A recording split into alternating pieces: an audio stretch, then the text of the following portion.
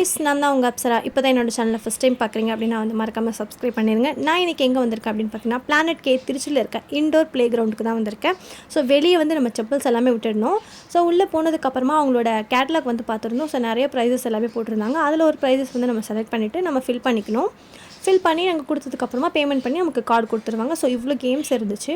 ரைடுமே இங்கே இருக்குது. சில்ட்ரன்ஸ்க்கு விளையாடுறதுக்கான ப்ளே கேம்ஸுமே இருக்குது. இது பார்த்திங்கன்னா அன்றைக்கி நான் வந்து ஆஃபில் வச்சுருந்தாங்க. ஸோ அதனால் என்னால் ப்ளே பண்ண முடியல.